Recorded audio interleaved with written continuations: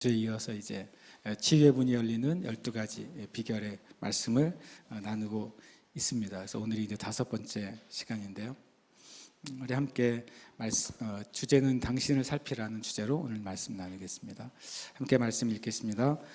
모든 지킬 만한 것 중에 더욱 내 마음을 지키라. 생명의 근원이 이에서 남이니라. 아멘.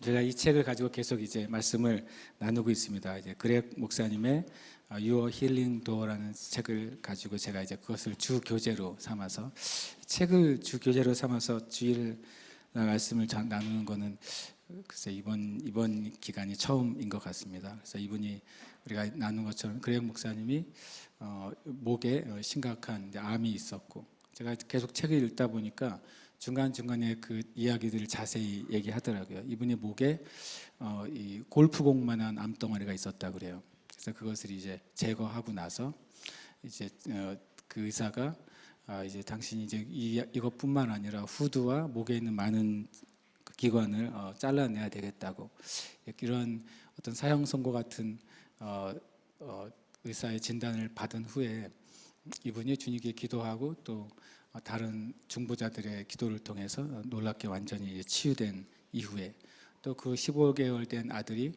심각한 질병에 있다가 10살 이전에 죽을 거라고 진단을 받았던 아들이 또 기도와 또 하나님의 은혜로 6개월 만에 완전히 회복된 그 이후에 이 그렉 목사님이 치유 사역이나 또 말씀 사역을 통해서 얻은 그 영적인 원리들을 책에 이제 담아 놓고 있습니다. 그래서 그것을 제가 토대로 해서 여러분과 제가 말씀을 나누고 있고 또 말씀을 나누는 우리가 몇 주 동안에도 저에게 여러 가지 하나님이 회복하시고 치유하신 간증들을 말씀해 주고 계십니다. 주님이 더 많이 치유하시고 더 많이 회복하시고 더 많은 하나님의 역사를 우리 가운데 보여주실 줄 믿습니다.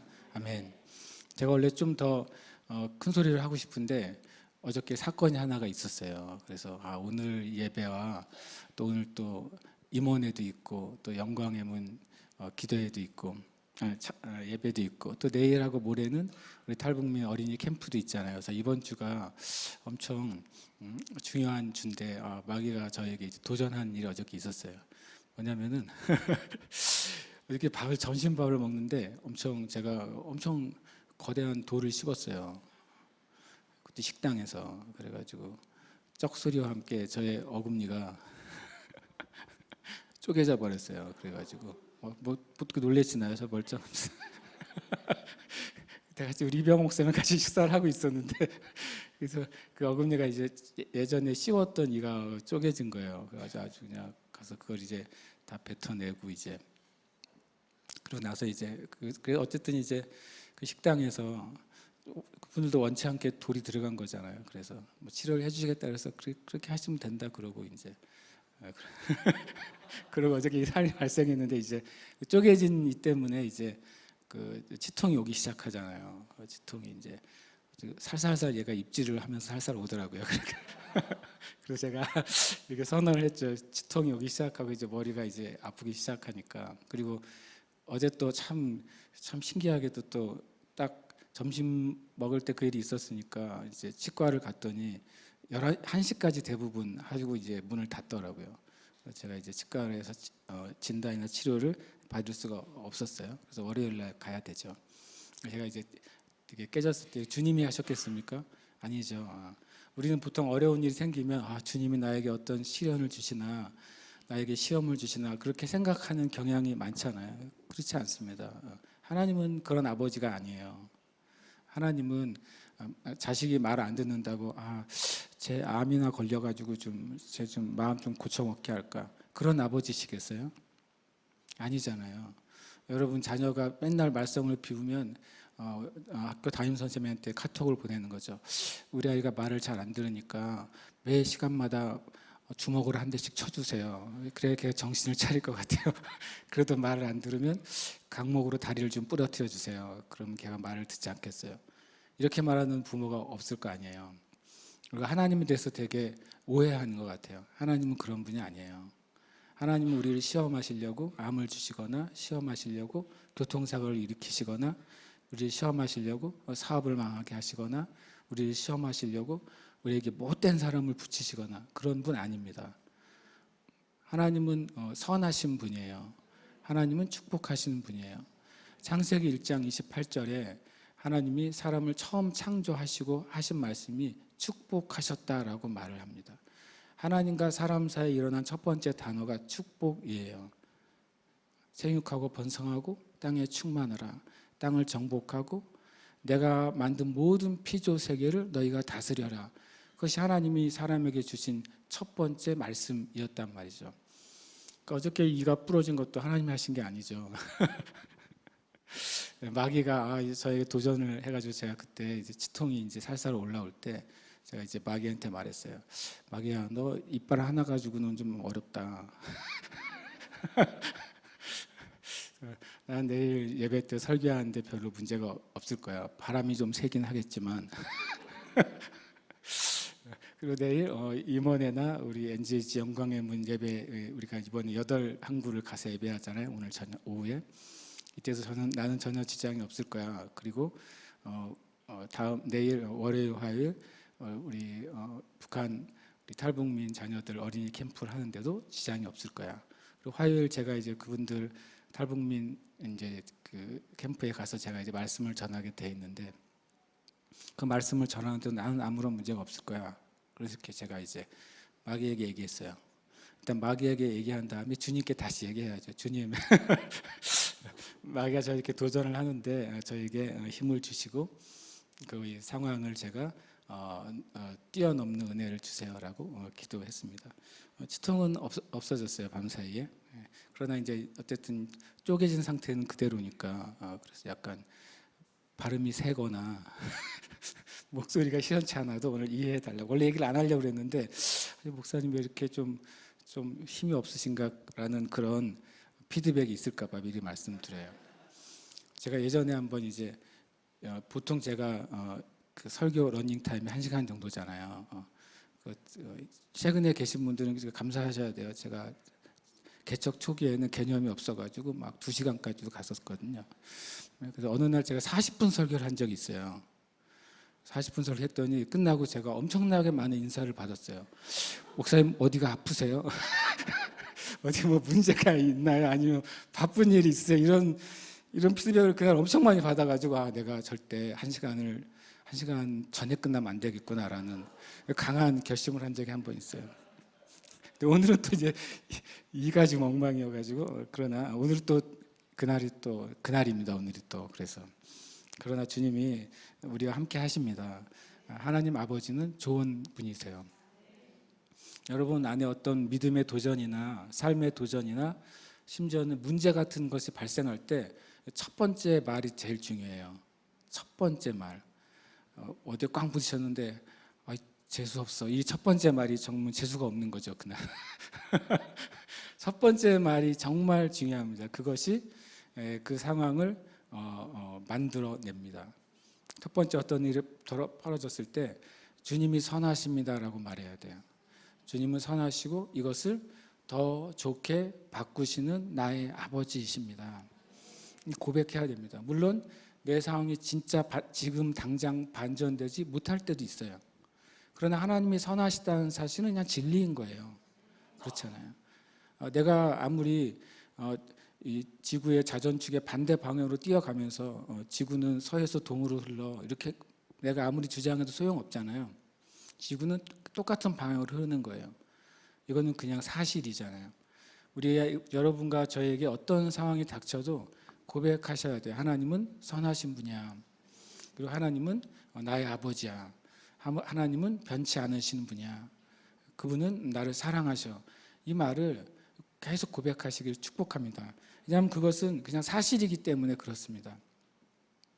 내 상황이 좋아지든 나빠지든 아니면 어떤 문제가 있든 문제가 해결되든 그것과 상관없이 사실을 말할 때 마귀는 그 안에 더 나쁜 것을 가져다 놓을 수가 없어요. 우리가 사실이 아닌 것을 말할 때 우리 안에 잘못된 감정을 말하고 잘못된 생각을 말하고 잘못된 기준을 말할 때 그 잘못된 것이 마귀에게 카펫을 깔아주는 거예요. 마귀가 올라올 수 있는 카펫을 깔아줘요. 그러나 내가 말을 지킬 때 마귀는 더 이상 우리의 삶 가운데 설 자리가 없게 되는 것이죠. 뻘쭘거리고 주변에 있다가 떠나게 되는 거예요. 자리를 안 내주면 마귀는 절대 앉을 수가 없습니다. 이 복음 치유 집회에도 어떻게 보면 그게 중요한 기반인 것이죠. 우리의 삶의 구원에 있어서나 하나님이 주신 약속이 성취되는 것에 있어서나 하나님의 축복에 있어서나 또 우리 육신의 질병의 치유에 있어서나 우리가 마귀에게 문을 열어주지 않는 한 마귀는 잘못된 것을 우리에게 절대로 가져다 줄 수 없는 것입니다. 반대로 그동안 우리의 삶 가운데 우리가 나도 모르게 마귀에게 자리를 내어줬던 영역이 꽤 많이 있습니다. 그럼 이제 우리가 복음 치유 집회 때 할 때마다 하나씩 그동안은 마귀에게 내가 자리를 내줬던 그 카펫을 하나씩 걷어 드리는 거예요. 그러면 마귀는 설 자리를 잃게 되는 것이죠. 그렇게 할 때마다 우리의 삶 가운데 있던 도전과 문제들은 하나씩 사라지게 될 것입니다. 우리가 그 시간들을 이제 갖게 되는 것이 너무나 감사한 것이죠. 아멘이십니까? 아멘. 우리 첫 번째 주제를 한번 읽어볼까요? 시작. 당신 자신을 살피라. 예. 치유가 일어나기 전에 진짜 초자연적인 사건은 뭐냐면 저와 여러분의 마음이 변하는 거예요. 치유는 몸의 변화잖아요. 치유는 우리의 겉모습이죠.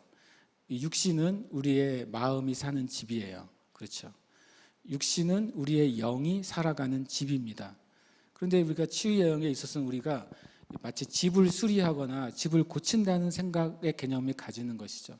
내가 손이나 팔이 아플 때 그게 고쳐지는 것을 먼저 생각하는 것입니다. 마찬가지로 우리의 몸에 어떤 기관이 문제가 생겼을 때 그것을 고쳐지는 것으로 생각하는 거예요. 마치 집으로 한다면 개보수를 하거나 리모델링을 새로 하거나 하는 것이겠죠. 그러나 진짜 초자연적인 일은 뭐냐면 우리의 마음이 변하는 거예요. 영에 속한 문제들이 해결될 때 마음과 또 우리 생각과 몸의 치유는 정말 자연스럽게 일어나는 것입니다. 때로는 우리가 우리의 육체의 문제만을 계속 주목할 수밖에 없어요. 왜냐하면 눈이 그걸 우리가 보게 되니까. 그러나 근원을 다루지 않고는 실은 이 겉모양이 다뤄져봤자 소용이 없을 때가 있는 것이죠. 만약에 우리가 우리의 근원을 다루기 시작하면 우리의 겉의 모습도 계속해서 변화되는 것을 보게 될 것입니다. 이 그렉 목사님이 이제 이런 얘기를 했어요. 책에 보니까 자신이 이제 처음 이 목에 있는 골프공만한 암덩어리를 떼어내기 전에 그냥 조용히 가서 수술을 받았으면 좋았을 것을 이분이 나름 또 하나님 믿는다고 수술하기 전에 또 의사에게 한마디 하셨대요. 진단을 받으러 갔더니 이렇게 말했다는 거예요. 하나님은 제 목을 치유하실 겁니다. 아멘 하셨대요. 그런데 목에 골프공만한 암을 떼어낸 거죠. 그랬더니 의사가 보란 듯이 골프공만한 암을 떼어낸 다음에 이렇게 말하더래요. 당신은 아주 위험하다. 우리가 가끔 그럴 때가 있잖아요. 나는 믿음으로 고백했어요. 믿음으로 선포했어요. 그런데 일어나지 않아야 될 그 일이 일어나 버리는 때 참 곤란하잖아요. 그렇죠? 그래서 그 의사가 마치 이 그렉 목사님이 나는 하나님이 내 암을 치료해 줄 거예요 라고 수술하기 전에 말한 것에 대해서 반응한 것처럼 당신은 당신의 목에 있는 그 암은 더 퍼졌을 것이다. 그래서 후두나 모든 부분까지 다 떼어내야 될 것입니다 라고 이렇게 강하게 얘기를 했다고 그래요. 그럴 때 이제 이 그렉 목사님도 굉장히 낙심했다고 합니다. 그 이야기를 들었을 때 어떤 내 환경이나 상황에 대한 누군가의 이야기를 들었을 때 우리 속에서는 놀라운 일이 벌어지는데 그림이 그려지는 거죠. 어떤 그림이 그려졌냐면 이분은 그림이 그려졌대요. 내가 수술을 하고 내가 죽으면 장례식장에 우리 가족들이 둘러서 있을 것이고 그래도 하나님의 은혜를 베풀어서 장례식장에서 우리 가족 예수 믿지 않는 가족들이 구원받을 거야. 그분이 생각하는 최고의 그림인 거예요. 우리가 그렇잖아요. 어떤 일을 맞닥뜨렸을 때 내 머릿속에서는 그 다음의 결과에 대한 그림을 내가 그리고 있어요. 그렇죠. 근데 그 그림이 우리의 치유의 과정이나 또는 믿음의 삶에 아주 중요한 역할을 하게 되는 거죠. 우리 안에 있는 능력, 뭔가 이야기를 들었을 때 그 결과에 대한 그림을 그리는 능력을 누가 제일 많이 사용하는지 아세요? 보험 설계사가 제일 많이 사용합니다. 전화가 딱 와가지고 자동차 보험 들으라고 할 때 예전에는 1,000만 원을 이제 보상해 주는데 요즘은 대형 사고가 많이 나니까 1억을 보상하겠다고 그런 머릿속에 대형 사고를 떠올리죠.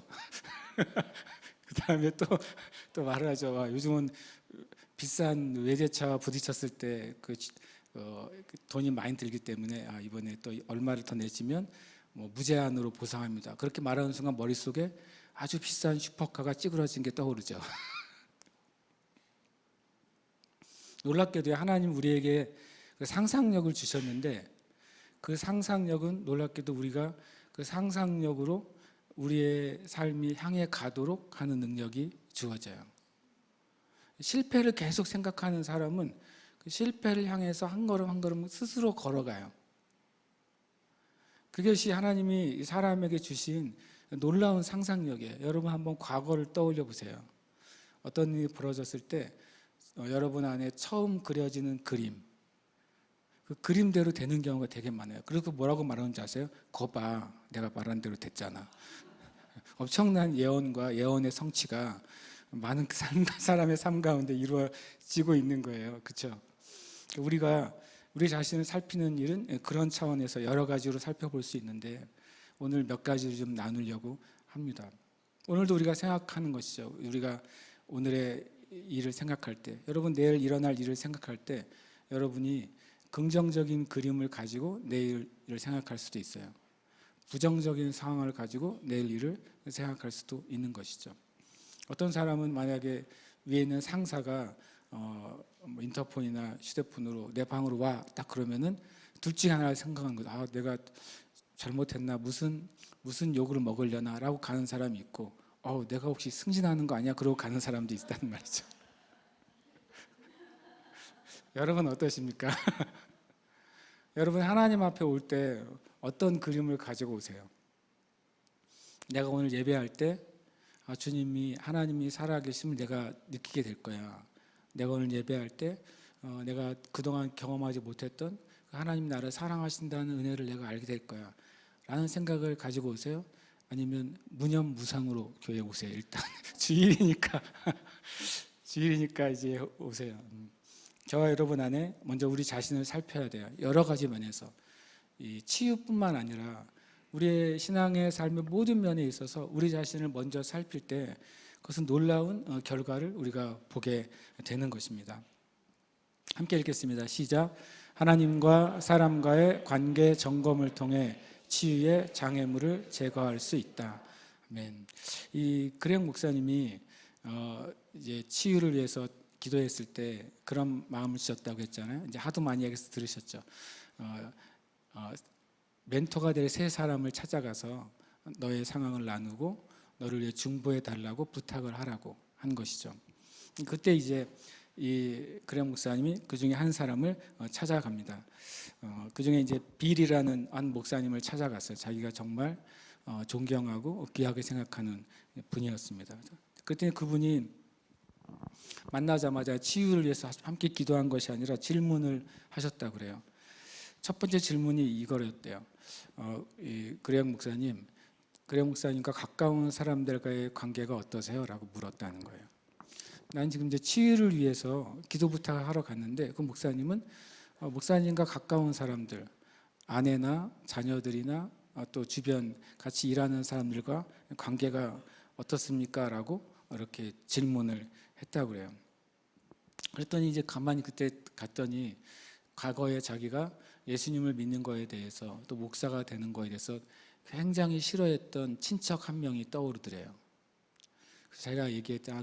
저는 그 친척과 오랜 동안 관계하지 않고 지냅니다. 왜냐하면 내가 예수님 믿는 것도 싫어하고 내가 목사가 된 건 더더욱 그분이 싫어하기 때문에 그분과는 별로 이렇게 친밀하거나 관계를 갖고 있지 않습니다라는 걸 나눈 거예요. 그랬더니 그 멘토가 된 빌 목사님이 이렇게 말해줬다는 거예요.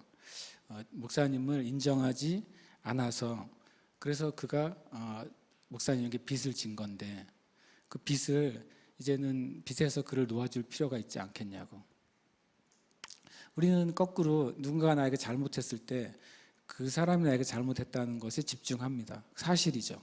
그 사람이 나에게 잘못했죠.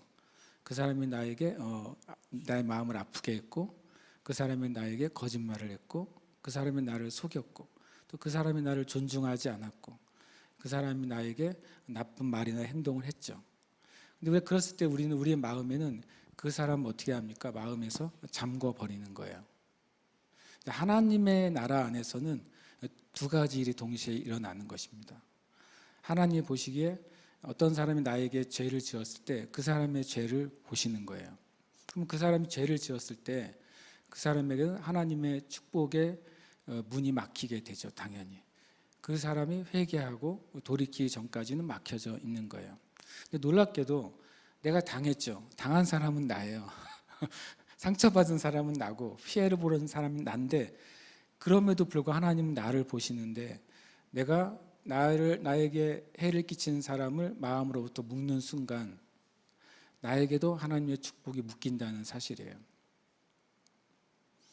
그것이 하나님 나라의 놀라운 법칙이에요. 예수님께서 죽으실 때, 십자가에 못 박혀 죽으실 때 놀라운 이 법칙을 푸십니다.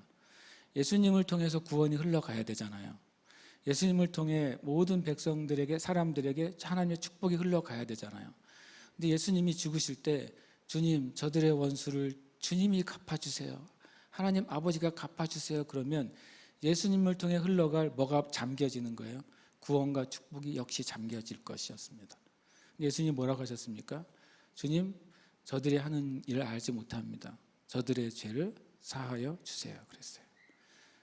예수님께서 예수님을 죽이고자 했던 사람들을 마음에 잠그지 않으셨기 때문에 하나님의 구원의 온전한 통로가 되실 수 있었어요. 예수님께서 마음을 잠그지 않으셨기 때문에 하나님의 축복의 온전한 통로가 되실 수 있었어요. 참 그리스도인으로 산다는 것은 하늘의 법칙을 따라 사는 거예요.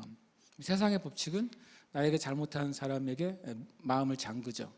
잠그는 것을 더 뛰어넘어서 언젠가 기회가 있으면 내가 복수하리라 라고 생각하죠.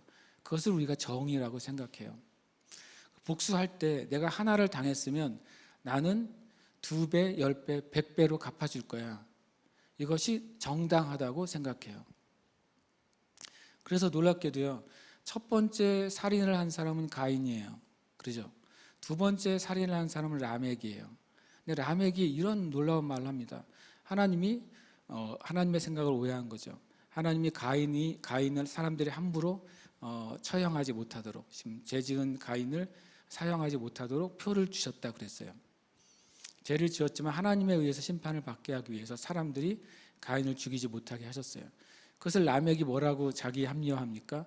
가인을 위해서는 하나의 하나님이 벌을 주시지만 나를 위해서는 7배가 될 거야. 나는 정당해 라고 말한 것이죠. 여러분, 우리가 치유를 위해서나 축복을 위해서 이것을 점검해야 돼요. 내가 내 안에서 누구를 잠가둔 것이 있는가? 그러면 그 잠가둔 것은 영적으로 그 사람이 나에게 빚을 진 거예요. 마음에 빚을 진 것이죠. 그럼 나는 내가 그 마음속에 내가 그를 잠가뒀기 때문에 그에겐 아무런 축복이 임하지 않을 거야. 동시에 나를 통해서 축복이 흘러가지 못하는 거예요. 우리가 우리의 마음의 그 열쇠를 풀어 놓았을 때 그러면 나만 손해보는 것이 아닐까요? 라고 사람들은 생각하죠. 그렇지 않습니다. 우리가 풀어 놓았을 때 이제는 정말 죄와 잘못된 것이 있다면 그것을 내가 해결하지 않고 하나님이 해결하시게 올려드리는 거예요. 만약에 진짜 악인이 있다면 그 악인에 대해서 벌을 주거나 심판을 할 때 내가 벌을 주고 심판하는 것이 더 큰 벌과 심판이겠습니까?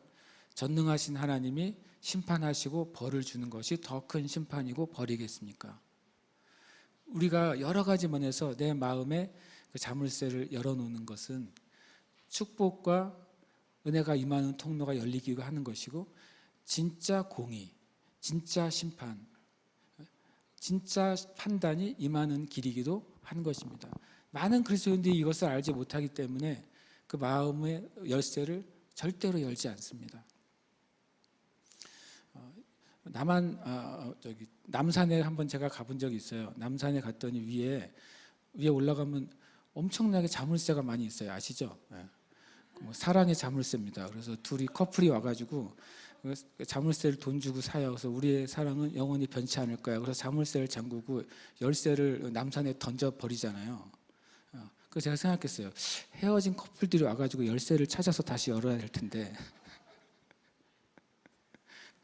수만 개의 그 자물쇠가 달려 있더라고요. 제가 보니까 또 부산에도 있대요. 부산에도 어디 갔더니 또 그렇게 엄청나게 자물쇠가 많이 있길래 결국에는 열리지 않는, 풀어주지 않는 자물쇠들이잖아요. 저는 많은 그리스도인들조차도 마음 안에 풀어주지 않는 자물쇠가 너무 많은 거예요. 풀기를 싫어해요. 근데 놀랍게도 참 죄송하지만 많은 암이요, 내가 다른 사람을 풀어주지 않는 그것으로부터 암의 시작이 되는 경우가 많다고 많은 영적인 지도자들이 얘기합니다. 모든 암이 그렇지 않지만 내가 가지고 있는 쓴뿌리들, 용서하지 않는 마음들, 원수 갚고자 하는 분노, 이런 것들이 내 영에 쌓여 있을 때 그것은 강력한 자물쇠가 되고 그 영에 속한 영향력은 내 육신까지도 영향을 주게 된다고 많은 영적인 지도자들이 말하고 있어요. 그래서 우리가 이 그렉 목사님도 이 질문을 받았을 때 처음에는 이해를 못했다고 그래요. 왜 나는 치유를 위해서 중보해 주셔라고 왔는데 이 질문을 하실까? 그냥 그때는 이제 멘토이시니까 그 질문에 답을 하면서 얘기했다는 것이죠. 그래서 또 한 가지 질문을 하시더래요. 그렉 목사님, 예수님과 관계는 어떠세요? 계속 이제 치유를 위해서 왔는데 관계를 질문하는 거예요. 그렉 목사님이 예수님을 처음 만났을 때 그 예수님에 대한 그 사랑을 지금도 유지하고 있나요? 예수님을 처음 만났을 때 예수님에 대한 믿음을 지금도 계속 가지고 있습니까? 라고 그것을 이제 질문했다고 그래요.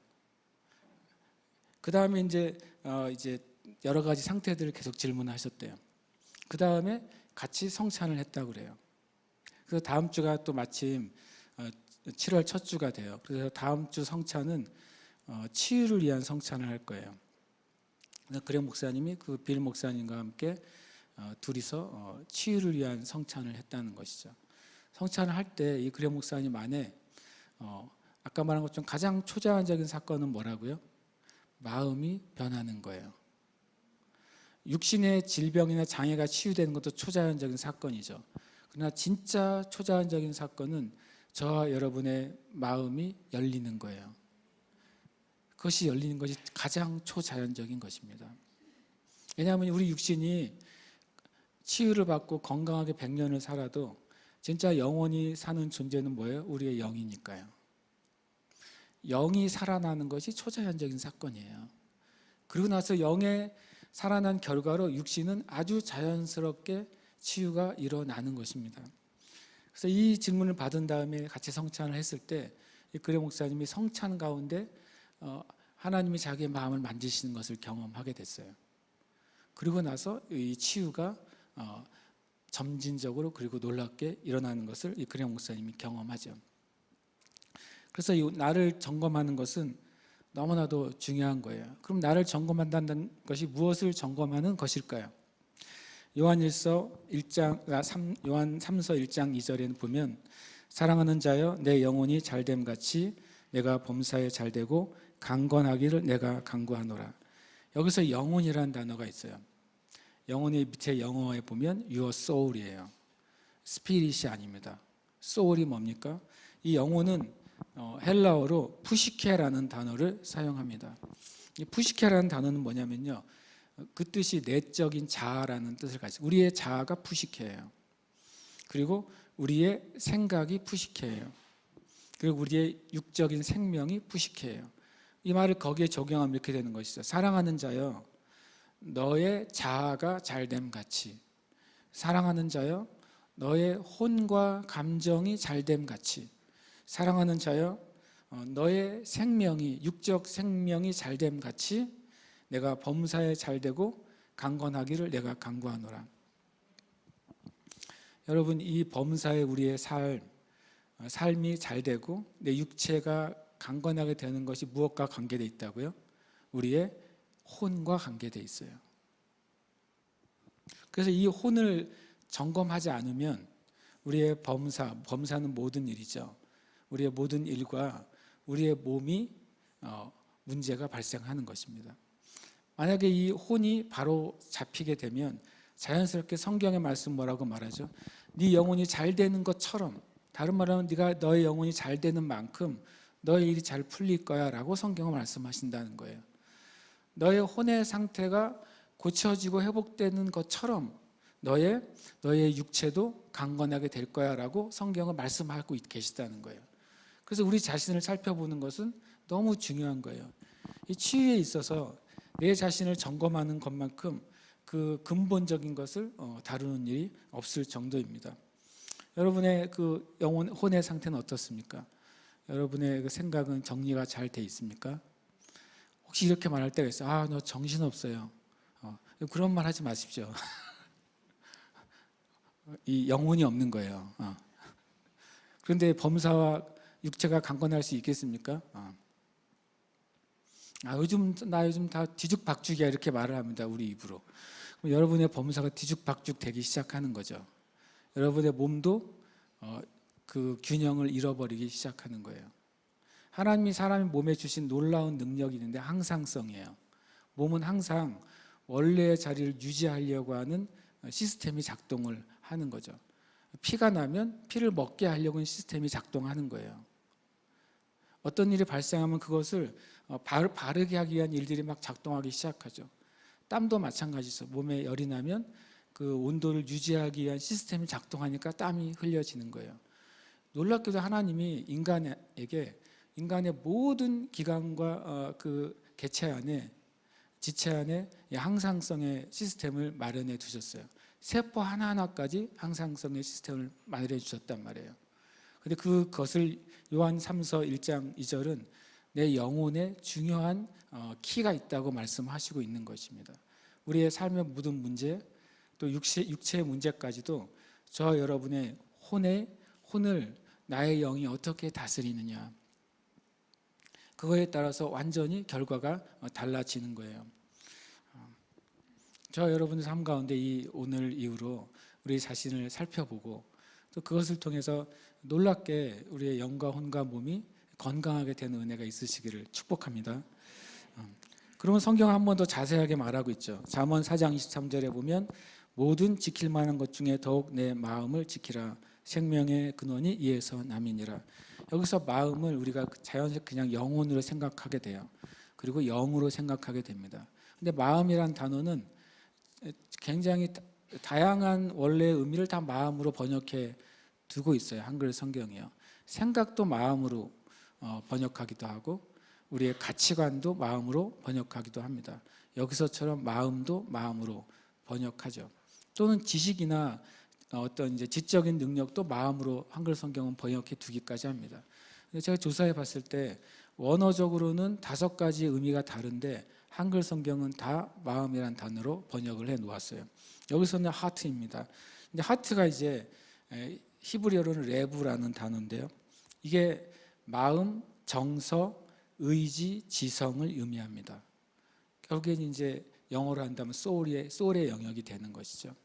그리고 여기에는 이 레브라는 단어는 사람의 중심을 의미합니다.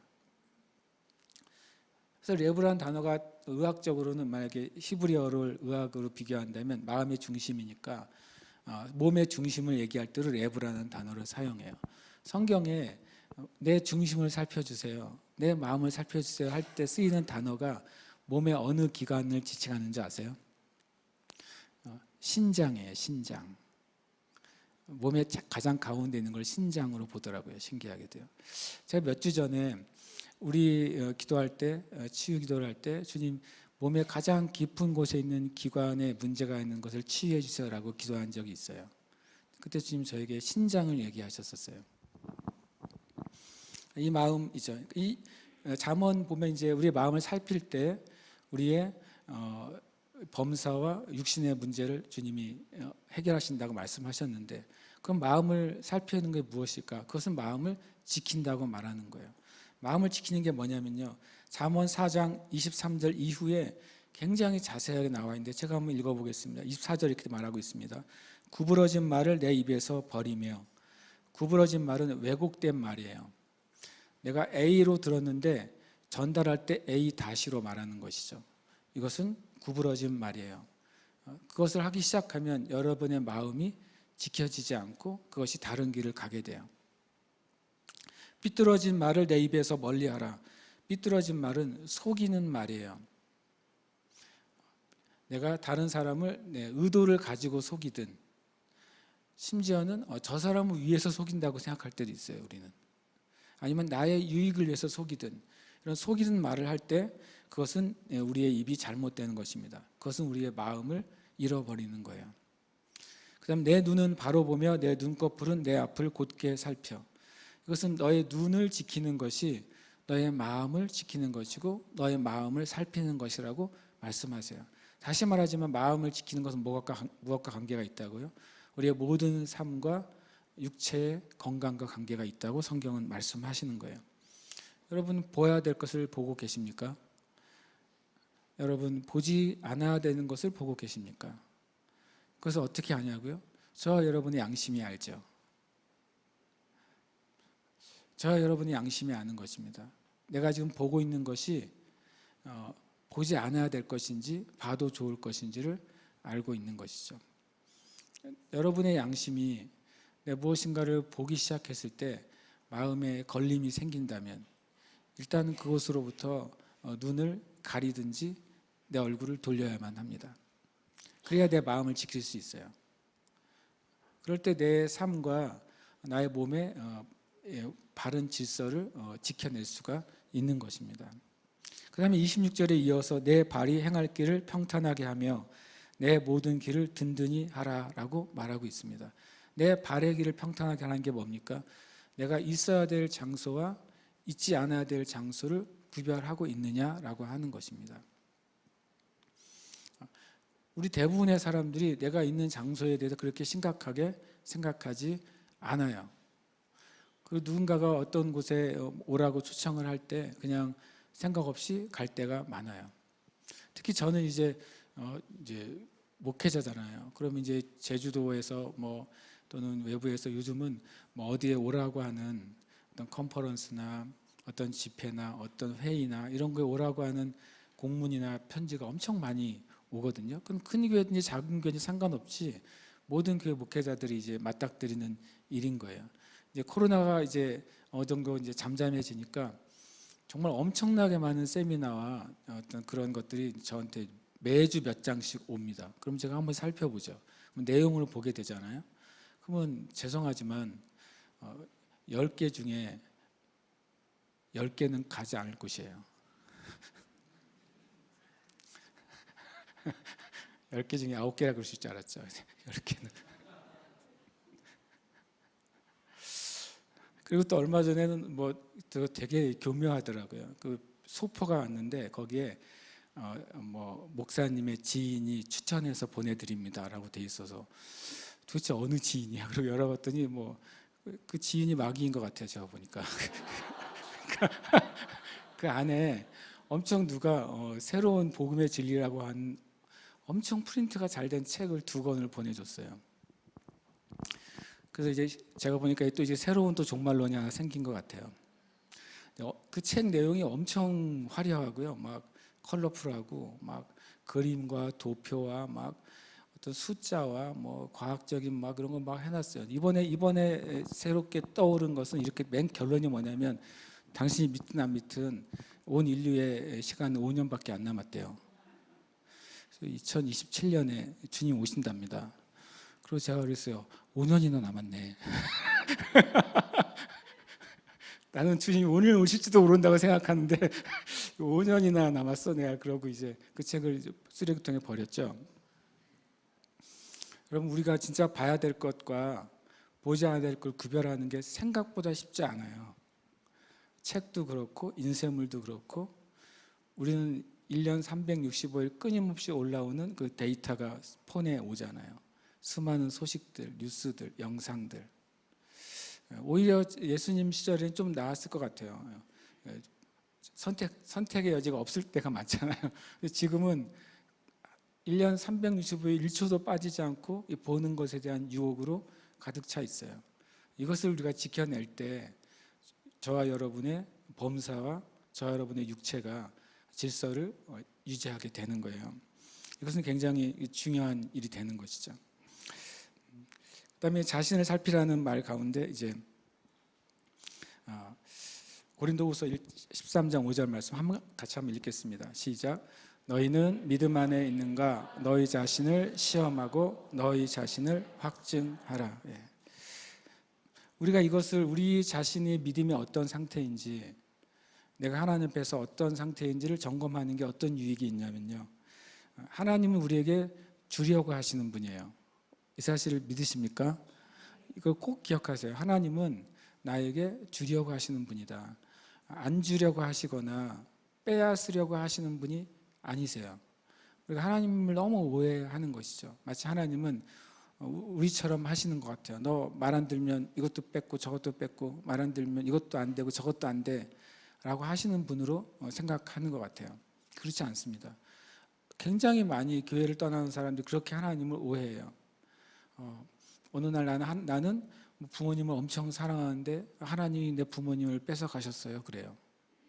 저는 그분에게 하나님은 당신의 부모님을 뺏어가신 적이 없으세요 라고 말해도 그렇게 믿고 있는 거죠. 하나님을 주시는 분이 아니라 가져가시는 분으로 생각하는 것이죠. 하나님은 그런 분이 아니신 거예요. 그러나 다만 우리가 우리 자신의 믿음을 시험하고 내 자신의 상태를 확증해야 되는 이유가 뭐냐면, 하나님이 우리에게 주려고 하실 때 그것을 가로막는 것을 제거하지 않으면, 그것을 점검하지 않으면 하나님의 은혜가 우리에게 온전히 임할 수 없기 때문에 그렇습니다. 그러니까 우리 자신을 시험하고 점검하는 것을 통해서 하나님이 우리에게 오는 것을 막는 그 마귀가 자리를 잡지 못하게 할 수 있는 것이죠. 어떤 것을 시험할 수 있을까요? 우리 안에 하나님에 대한 불신앙이 있는지 시험해 봐야 됩니다. 나는 하나님을 그냥 있는 그대로 받아들일까? 하나님이 살아계신 분이라고 100% 믿는가? 하나님이 살아계시다는 사실을 내 삶 가운데 진짜 의식을 하는가? 내가 걸어갈 때 하나님은 살아계셔서 나와 함께 하시지 라고 하는 그런 마음의 느낌이 있는가? 내가 기도할 때 내가 그냥 말을 하는 거야. 하나님이 혹시 들어주셨으면 하는 심정으로 그렇게 기도를 하는가? 아니면 하나님이 지금 내 앞에서 내가 하는 기도를 듣고 계시다고 내가 의식하고 있는가 하는 거예요. 내가 주님을 예배할 때, 내가 노래를 부를 때 이 노래가 내 기분을 또 좋게 하고, 흔히 말하는 감정적으로도 은혜롭게 하고, 그리고 이 예배 분위기가 좋네, 이것을 위해서 예배하는가? 아니면 내가 주님을 찬양할 때 정말 하나님이 계셔서 내 찬양을 받으시고 기뻐하신다고 내가 생각하느냐는 거예요. 이런 방식으로 우리는 우리 자신의 믿음을 시험해 봐야 돼요. 테스트 해봐야 된다고요. 테스트가 뭡니까? 말 그대로 시험이에요. 1번 한번 테스트 해볼까요? 아담은 몇 살까지 살았을까요?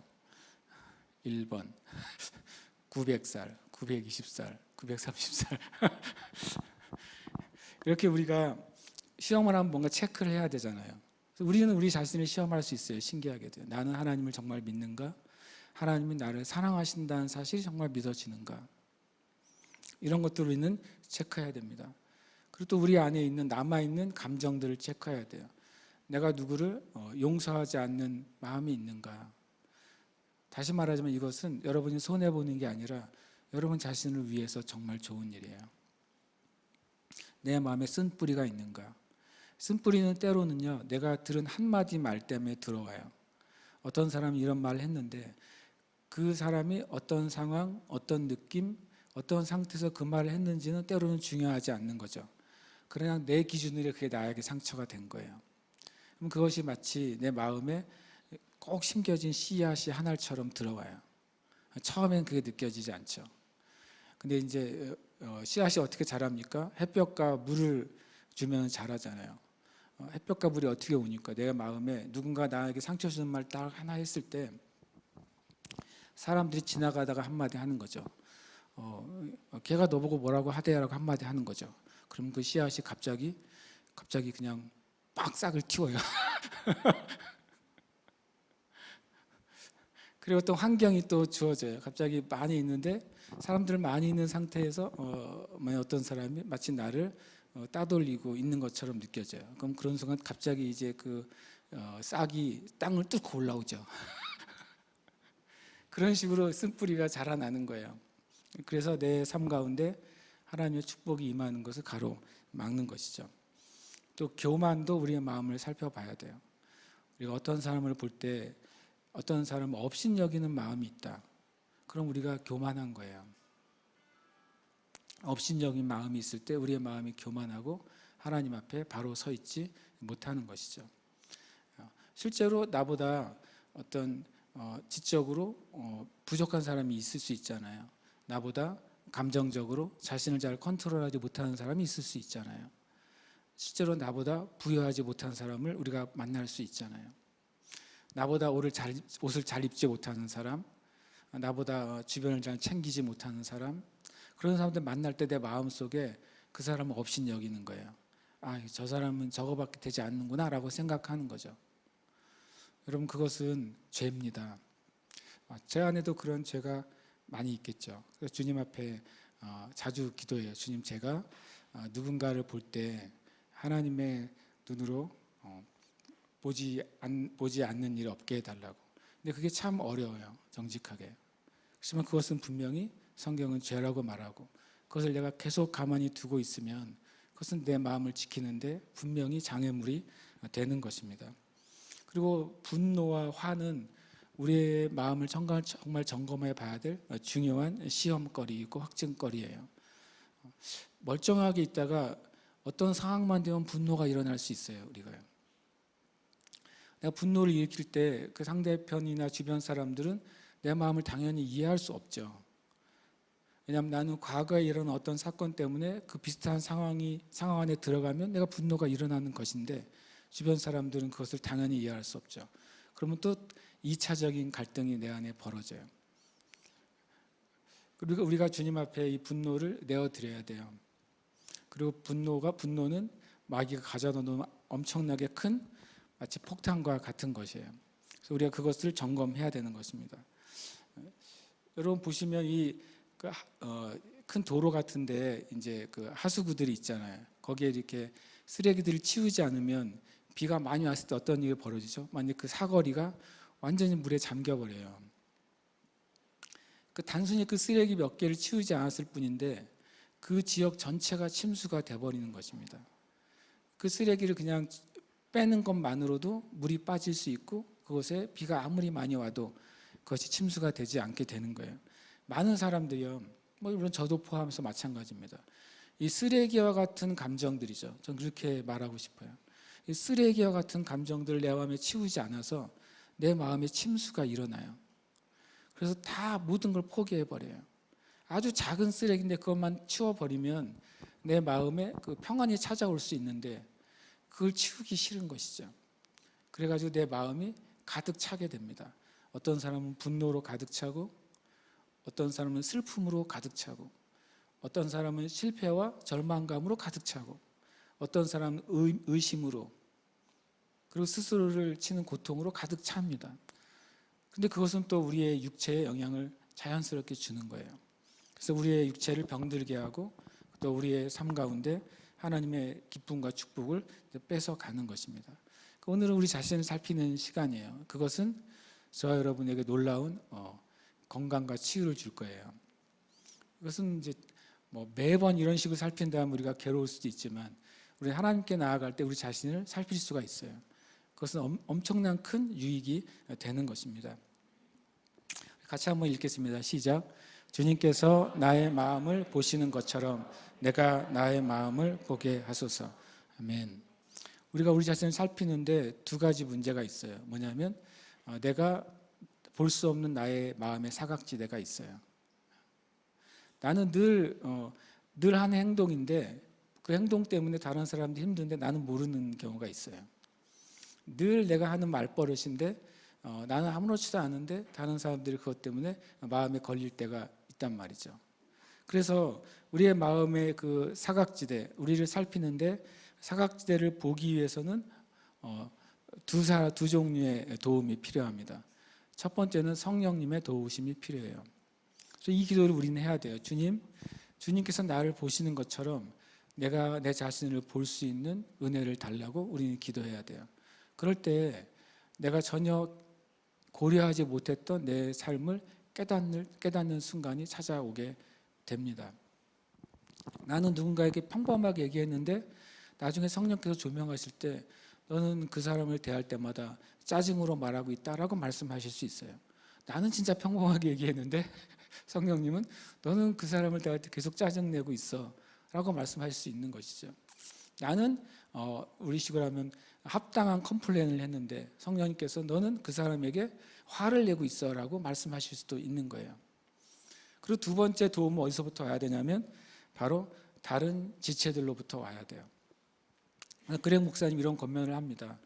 당신이 누군가에게 권리를 좀 주세요. 뭐냐면 몇 명을 지정을 하래요. 당신은 나의 잘못을 지적할 권리를 드립니다. 우리가 지적질 당하는 거 싫어하잖아요. 그죠? 진짜 싫어하거든요. 이것은 어린아이도 싫어하고 뭐 나이 든 노년도 싫어하는 거예요. 근데 내가 누군가에게 그 권리를 줘버리면 그게 싫어지지 않는 거죠. 예를 들어 제가 이제 설교를 하고 있는데 이게 비틀어졌잖아요.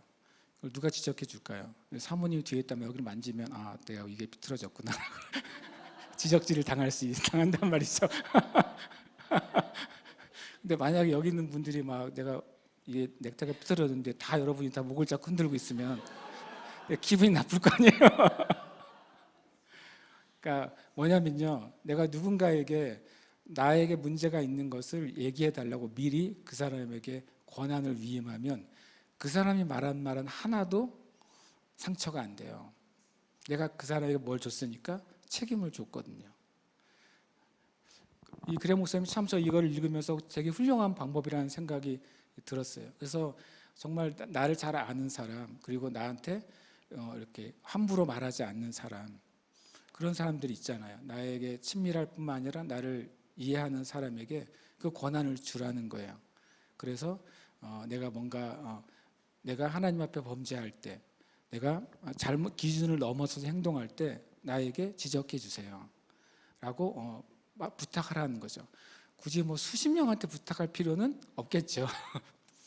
한두 명이 될 수도 있고 두세 명 안에서 그것을 권한을 위임하는 순간 놀라운 자유를 경험할 거라는 거죠.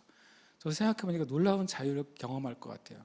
내가 마음대로 행동해도 돼요. 이제 누군가가 나를 뭐 해줄 수 있으니까, 체크해 줄 수 있으니까. 우리가 자유케 되는 길이 첫 번째로는 하나님께 그 권한을 부여하는 거예요. 하나님은 그 권한을 가지고 계시지 않습니까? 라고 질문하는데 권한을 가지고 계시지 않습니다. 하나님은 정말 놀라우셔서 우리가 하나님께 권한을 드릴 때 그 부분에서 역사하시는 거예요. 성령님께 이 기도를 해야 돼요. 주님, 제 마음에 대해서 이제는 마음껏 말씀해 주세요. 내가 잘못 행동할 때 마음껏 저에게 지적해 주세요라고 성령님께 우리는 요청을 해야 돼요. 성령님이 인격적인 하나님의 영이시거든요. 그럼 이제 우리 가운데 우리의 양심이 두 배로 민감해질 거예요, 아마. 그래서 내가 말할 때, 행할 때 깨닫게 해주시는 거죠. 성령님은 우리를 칼로 찌르는 분이 아니라 아주 조심스럽게 우리 어깨를 탁 치시는 분인 거예요. 그래서 나로 깨달을 수 있도록, 정신을 차릴 수 있도록, 내 자신을 바로 잡을 수 있도록 하시는 분이죠.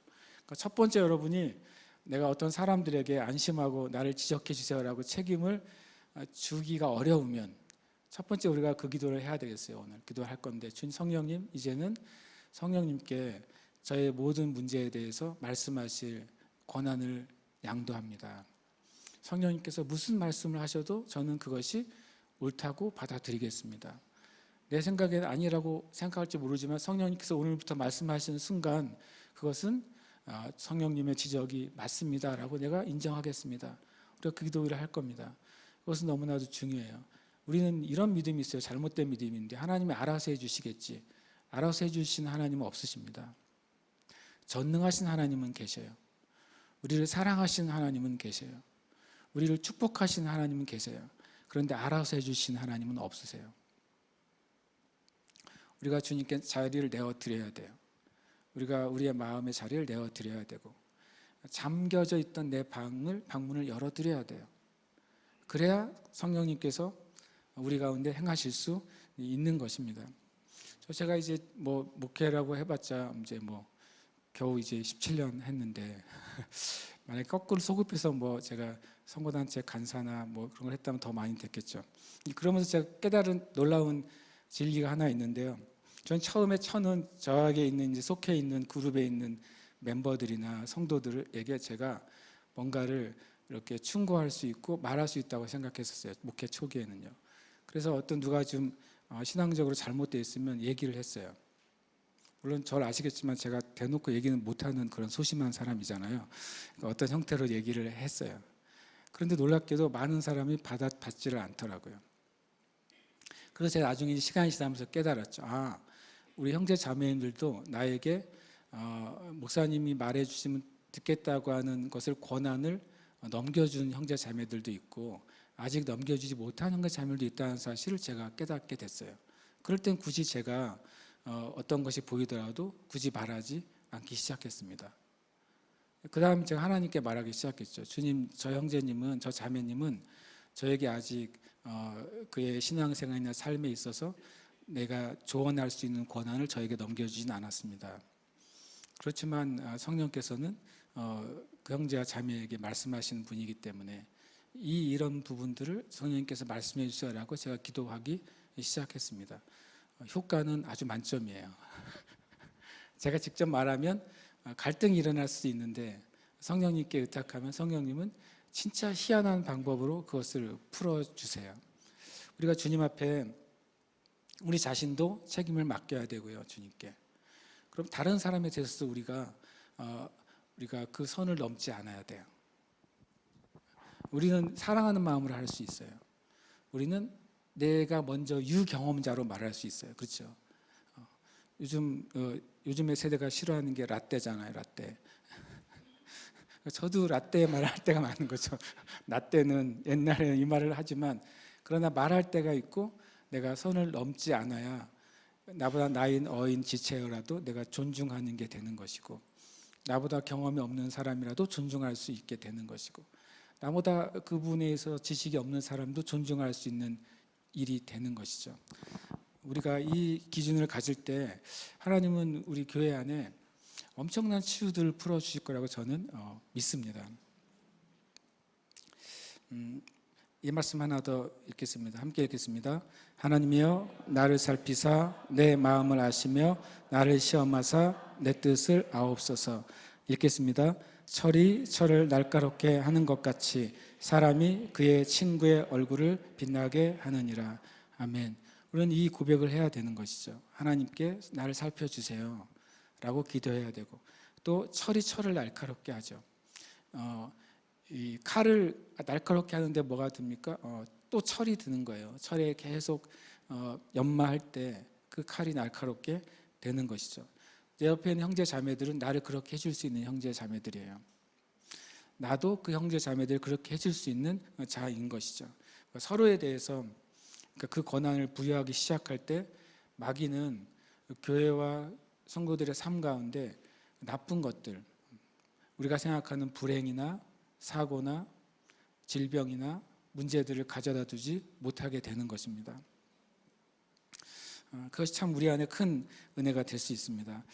오늘 이제 여기까지 나눠야 될 것 같아요. 좀 더 나누려고 그랬는데 너무 길어질 것 같아가지고 기도를 좀 하도록 하겠습니다. 죄송합니다. 잠언 4장 23절 말씀 함께 읽겠습니다. 시작. 모든 지킬 만한 것 중에 더욱 내 마음을 지키라. 생명의 근원이 이에서 남이니라. 아멘. 내 마음에다가 이제 우리 여러분 이름을 넣어서 한번 우리가 다시 읽겠습니다. 시작. 모든 지킬 만한 것 중에 더욱 고운령의 마음을 지키라. 생명의 근원이 이에서 남이니라. 아멘. 함께 고백하겠습니다. 시작. 나는 하나님이 은혜로 주신 것들을 막는 장애물을 제거한다. 아멘. 함께 고백합니다. 나는 하나님과 관계와 사람과의 관계와 내 마음의 상태를 점검한다. 아멘. 고백하겠습니다. 나는 하나님의 말씀과 진리 안에서 나에 대한 최고의 그림을 갖는다. 아멘. 우리 세 가지를 먼저 함께 우리 나에다가 잘하시죠. 이제는 잘하시는 것 같아요. 이름을 잘 넣어서 자기 이름을 넣어서 부르게 한번 고백하겠습니다. 시작.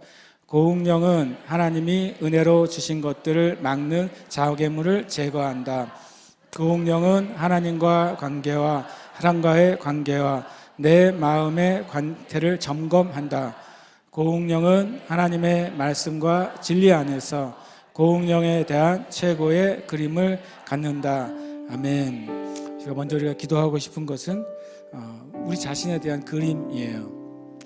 여러분, 여러분의 미래에 대해서 어떤 그림을 가지고 계십니까? 혹 여러분이 어떤 문제가 있다면 그 문제의 끝에 대한 그림을 어떻게 가지고 계세요?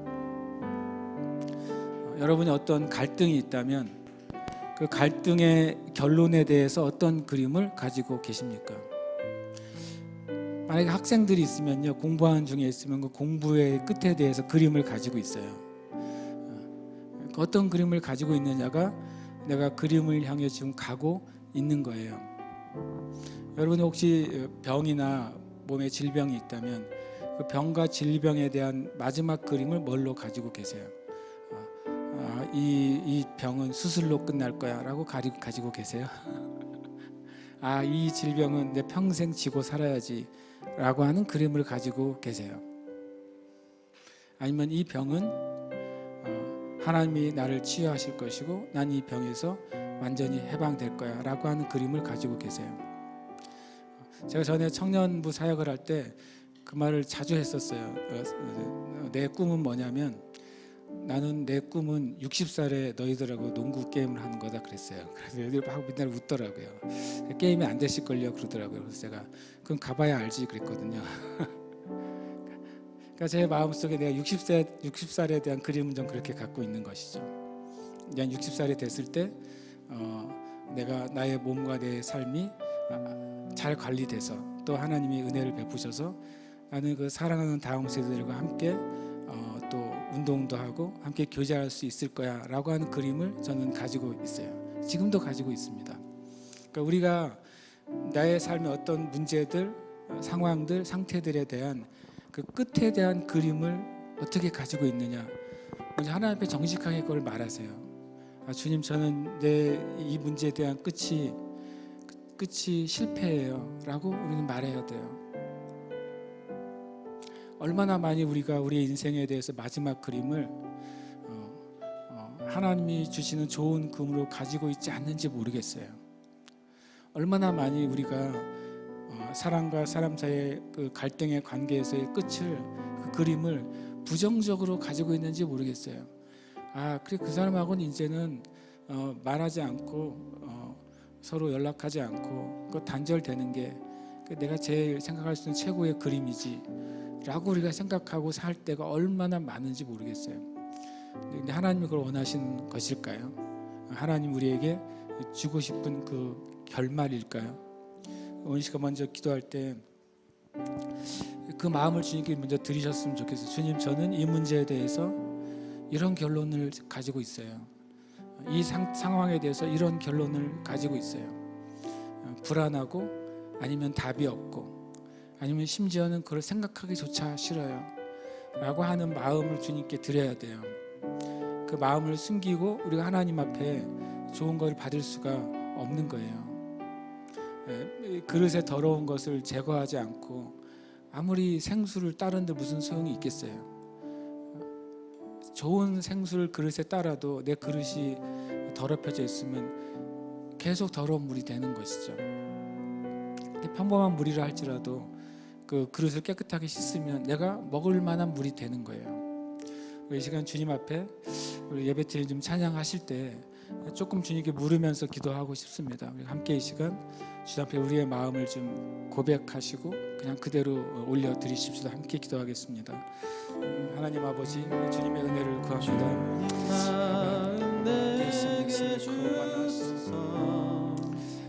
나를 향한 하나님 아버지, 사랑하는 우리 지체들, 사랑하는 우리 성도들, 사랑하는 우리 형제 자매들을 이 시간 만나 주시옵소서.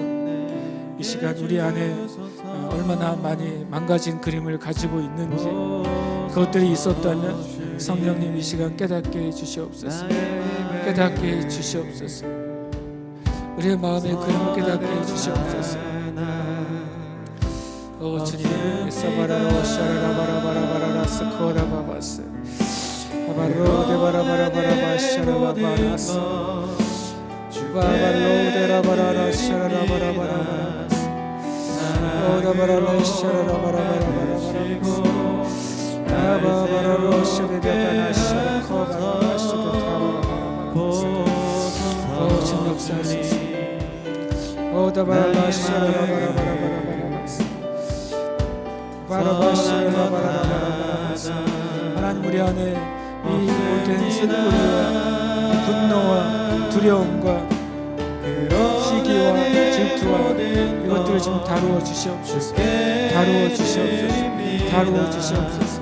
다루어 주시옵소서. 다루어 주시옵소서. 다루어 주시옵소서. 날 새롭게 하소서.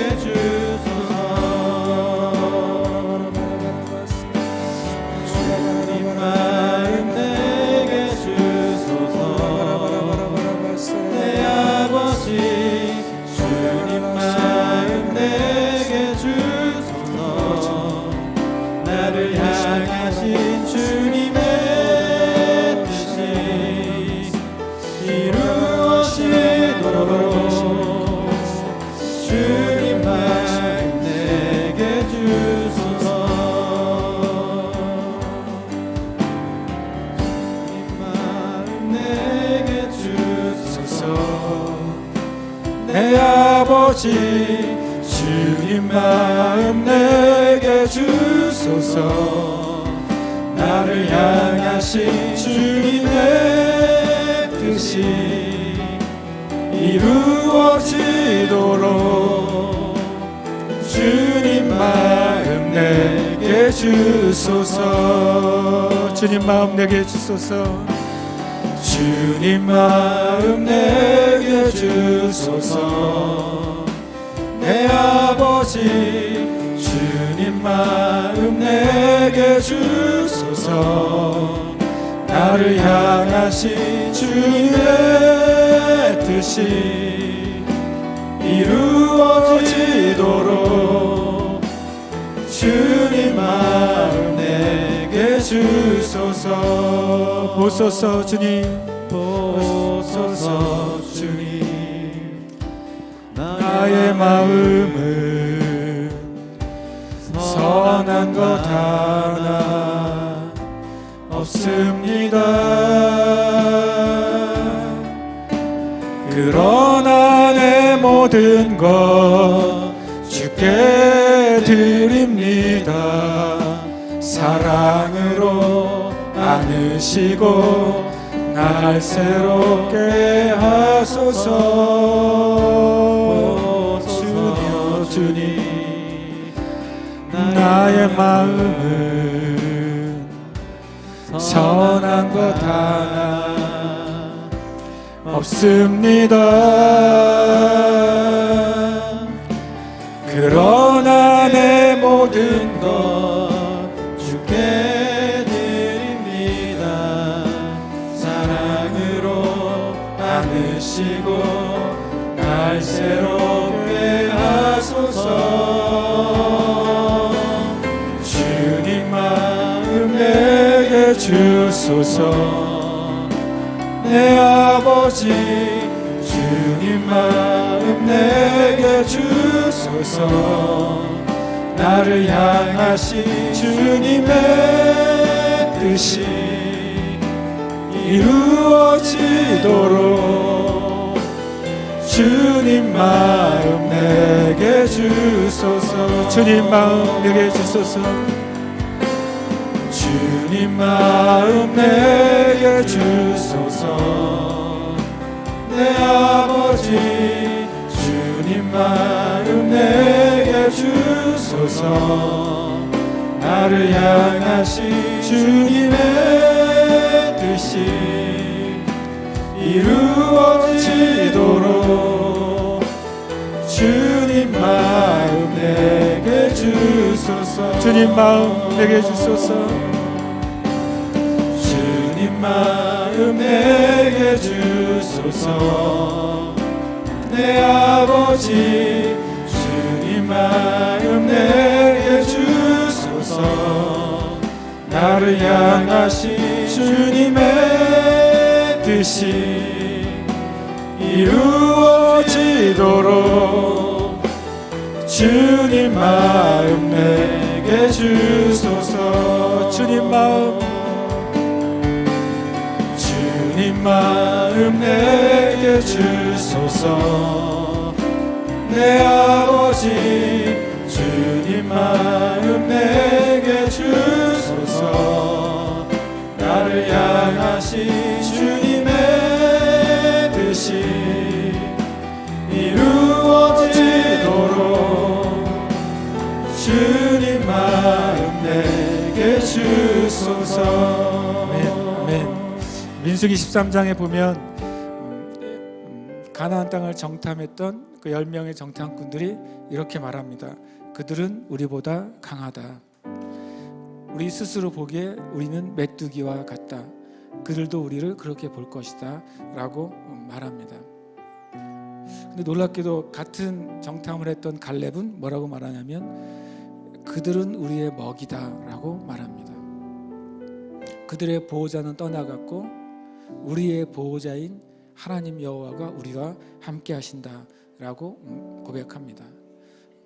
우리가 우리 자신을 어떻게 보느냐, 과거의 내 삶을 통해 나를 정의하느냐, 아니면 지금 나의 문제들을 가지고 나를 정의하느냐, 우리가 그 그림을 가지고 나를 볼 수 있습니다.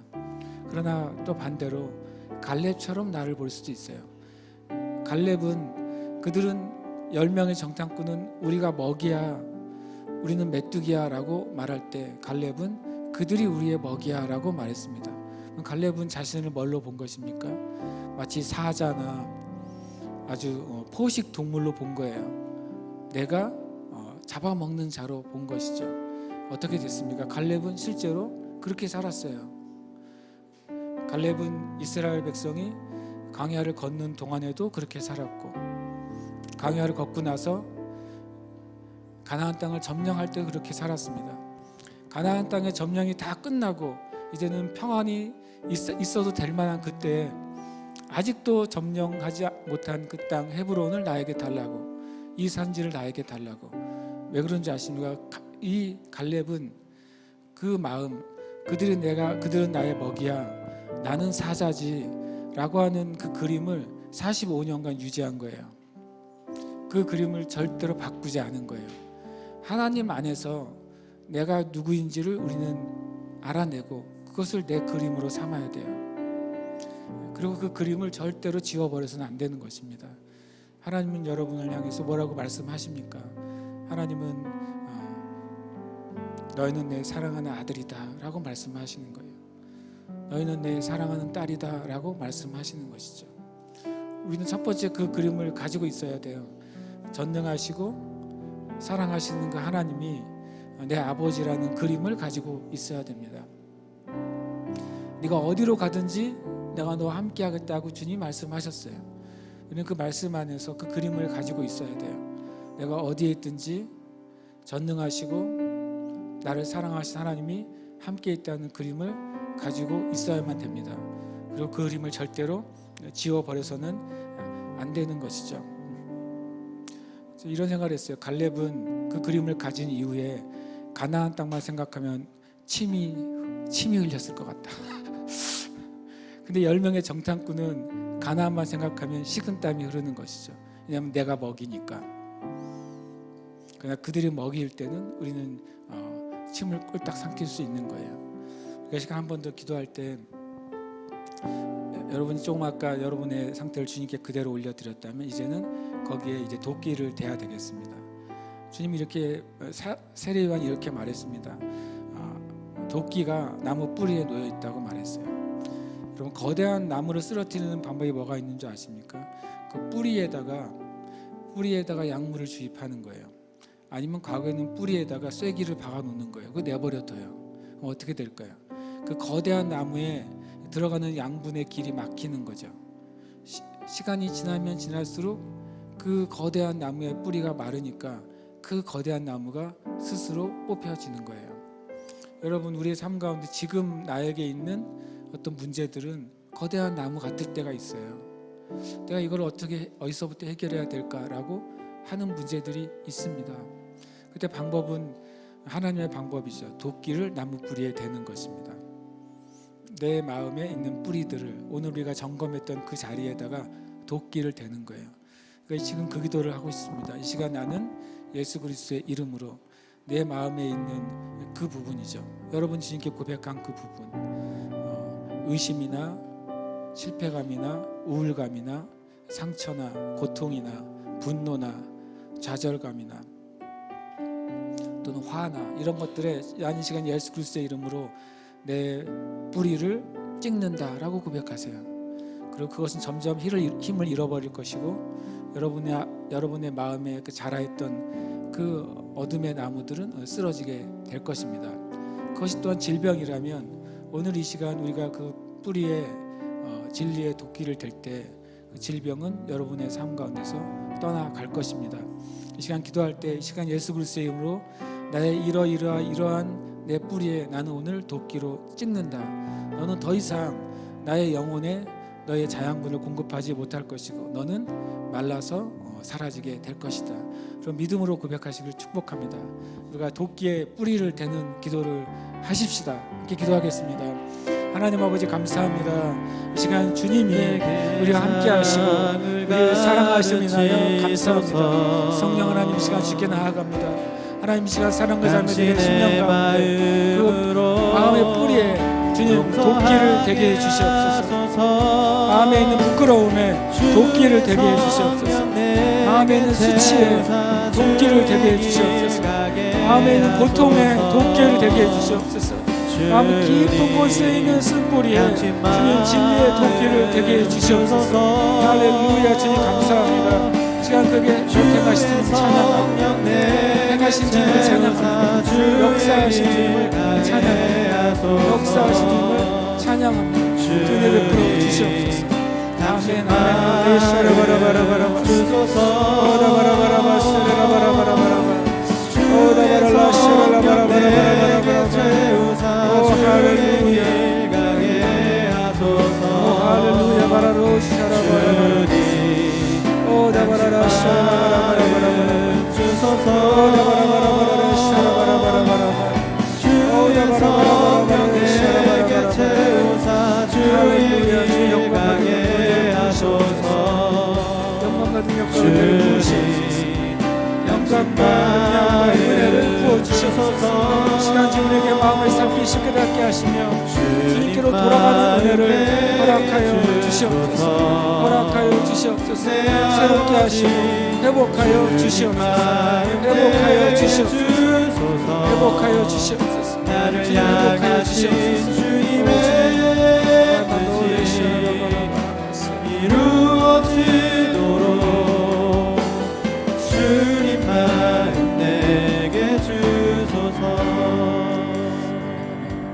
하나님 아버지 감사합니다. 이 시간 우리의 그 문제들의 뿌리에 예수 그리스도의 이름으로 그것을 끊게 하시니 감사합니다. 이 시간 예수 그리스도의 이름으로 우리의 마음 깊은 곳에 있는 그 수치의 뿌리를 찍는다. 하나님 나를 부끄럽게 하시는 분이 아니시며 하나님은 나를 높이시고 하나님 나를 영광스럽게 하시고 나를 존중하시는 아버지임을 믿습니다. 아멘. 이 시간 주 예수 그리스도의 이름으로 우리 마음 깊은 곳에 있는 상처의 뿌리에 예수 그리스도의 이름으로 그것을 끊습니다. 아멘. 내가 상처받았다고 하는 생각, 상처받았다는 감정, 상처받았음으로 말미암아서 두려워하는 모든 것까지 지금 예수 그리스도께서 끊으시고 우리가 건강한 자로 또 긍정적인 자로 또 기쁨의 사람으로 우리를 일으키실 것을 인하여 감사드립니다. 아멘, 아멘, 아멘. 아멘. 주님 감사합니다.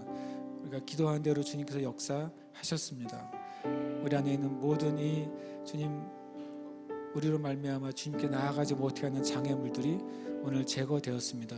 그래서 주님 우리의 마음이 회복될 것이고 우리의 삶이 회복될 것이고 우리의 육체 또한 회복될 것입니다. 삶에 있어서 막혔던 삶의 영역들을 주님께서 열어주십니다. 주님께 모든 영광과 찬양을 올려드립니다. 살아계신 예수님의 이름으로 기도합니다. 아멘.